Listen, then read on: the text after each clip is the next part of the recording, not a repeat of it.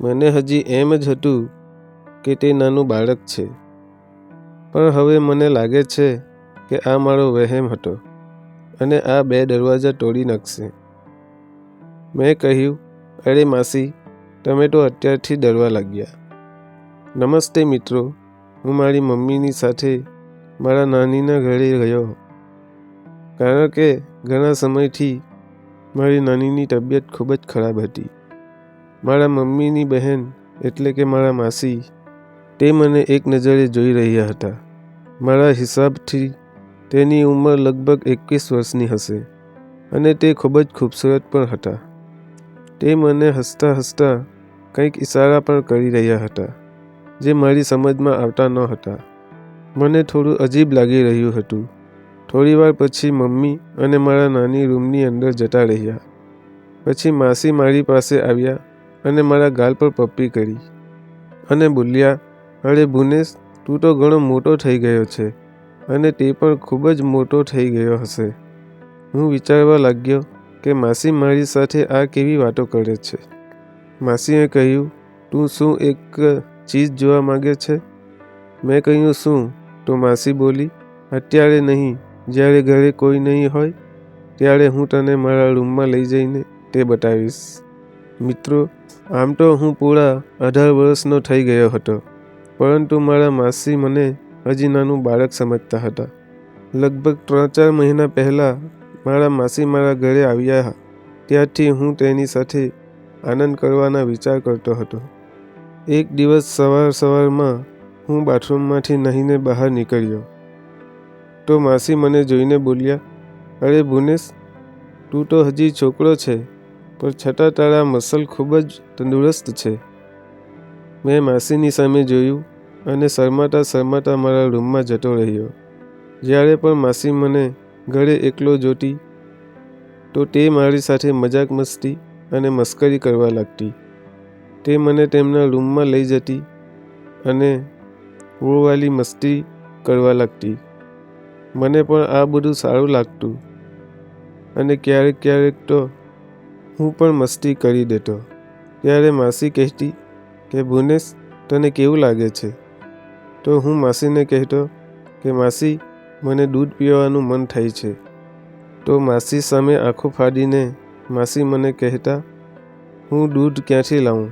મેં તને ઇશારો કરીને બતાવ્યું કે દૂધ ક્યાં છે. તો માસી કહેવા લાગ્યા, અચ્છા, અને તે મને દૂધ આપવા માટે આગળ વધ્યા. ત્યાં અચાનક બહારથી મમ્મીનો અવાજ આવ્યો. મારા માસી તરત બહાર ગયા અને મારી હાલત અને મૂડ ખરાબ થઈ ગયો. હું વિચારવા લાગ્યો કે હું દૂધ પીવા જઈ રહ્યો હતો, હવે ભૂખ્યા જ રહેવું પડશે. હું પણ બહાર આવી ગયો તો મમ્મી કહેવા લાગ્યા કે ભુનેશ, તું પણ તારી માસી સાથે માર્કેટ જા અને થોડોક સામાન લઈને આવ. હું માસીને સાથે લઈને બજારમાં ગયો. માસી એક લેડીઝ કપડાની દુકાનમાં ગઈ. હું તેની પાછળ ગયો. મારા મનમાં હજી પણ મજા કરવાની વાત ચાલી રહી હતી. માસીએ લેડીઝ ટોપ બતાવીને કહ્યું, ભુનેશ, આ કલર કેવો છે? મેં કહ્યું, માસી, પહેરવાનું તો તમારે છે, તો હું કઈ રીતે બતાવું? તો માસી કહેવા લાગી, અરે બતાવો તો ખરો. મારે જોવું છે કે તારી પસંદનો કલર મને સારો લાગે છે કે નહીં. મેં કહ્યું, માસી, આ નહીં, પેલો કલર તમને સારો લાગશે. દુકાનવાળો અમારા બંનેના ચહેરા જોઈ રહ્યો હતો. માસીએ થોડા કપડાં લીધા અને થોડોક બીજો સામાન પણ લીધો. પછી અમે ઘરે આવી ગયા. મેં રસ્તામાં માસીને કહ્યું, માસી, તમે મને દૂધ ના પીવડાવ્યું. તો માસી કહેવા લાગ્યા, હું તને દૂધ તો પીવડાવત, પણ તારા મમ્મીએ મને બોલાવી લીધી. સાંજે અમે બધા સાથે જમવા બેઠા. હું વિચારી રહ્યો હતો કે મને માસીના રૂમમાં સૂવાનું મળી જાય તો આજે ખૂબ જ મજા આવી જાય. હું તેમની સાથે ખૂબ જ એન્જોય કરીશ.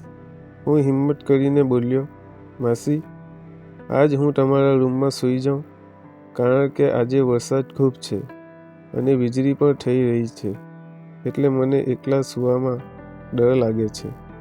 તો મારા મમ્મી બોલ્યા, ભુનેશ, તું કેવી વાત કરે છે? અત્યાર સુધી તો તને ડર લાગતો ન હતો. મારા મમ્મીની વાત કાપતા માસી બોલ્યા, હા ઠીક છે, તું મારા રૂમમાં આવીને સૂઈ જજે. હું ખૂબ જ રાજી થઈ ગયો અને મારા મનમાં લાડવા ફૂટવા લાગ્યા. હું માસીની સાથે તેના રૂમમાં ગયો. મેં માસીને કહ્યું, તમને યાદ છે કે ભૂલી ગયા? તો માસીએ કહ્યું, શું? મેં કહ્યું, તમારે મને દૂધ પીવડાવવાનું છે. તો માસી કહેવા લાગી, અરે હા, સોરી, થોડી રાહ જો, હું દૂધ લઈને આવું છું. તો મેં માસીને કહ્યું, અરે ક્યાં જાઓ છો? માસીએ કહ્યું, દૂધ લેવા માટે. મેં ઈશારાથી બતાવ્યું. માસી બોલી, ઓકે, આ દૂધ? મેં કહ્યું, હા. તો માસી કહેવા લાગી, પરંતુ તું હજી ખૂબ નાનો છે. તો મેં કહ્યું, માસી હવે હું મોટો થઈ ગયો છું અને દૂધ પીવા લાયક પણ છું. તો માસી કહેવા લાગ્યા કે સારું, પહેલાં જઈને દરવાજાની કડી બંધ કરી દે, પછી આપણે બંને વિચાર કરીએ છીએ. હું ઊભો થયો અને દરવાજો બંધ કરી દીધો અને પછી માસીની બાજુમાં લાંબો થઈ ગયો. માસી બોલી, ચાલ બહાર આવી જા. માસીએ જોઈને કહ્યું, ખરેખર આ ખૂબ જ તાકાતવર અને મજબૂત છે. મેં કહ્યું, માસી, ખરેખર તમને ખૂબ જ આનંદ આવશે. માસી પણ કહેવા લાગ્યા કે શું તું સાચું કહે છે? મને હજુ એમ જ હતું કે તું નાનું બાળક છે, પણ હવે મને લાગે છે કે આ મારો વહેમ હતો અને આ 2 દરવાજા તોડી નાખશે. મેં કહ્યું, અરે માસી, તમે તો અત્યારથી ડરવા લાગ્યા. પછી મારી માસી મારી સાથે આનંદ કરવા લાગ્યા. અમે બંને ખૂબ મજા કરવા લાગ્યા. માસી બોલ્યા, ભુવનેશ, તું તો કમાલનું કામ કરે છે. આ હુનર તું ક્યાંથી શીખ્યો? તો મેં કહ્યું, માસી, યુટ્યુબ ઉપર સરસ મજાના વિડીયો છે, જેમાં જોઈને કોઈ પણ વસ્તુ શીખી શકાય છે. આનંદ કરતાં કરતાં લગભગ રાતના 2 વાગી ગયા હતા અને અમે બંને વાતો કરીને થાકી ગયા હતા. એટલા માટે સૂઈ ગયા.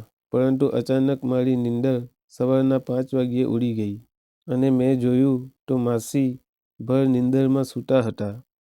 મેં તેને જગાડ્યા અને ફરીવાર એવી મોજ કરી કે તમને શું વાત કરું.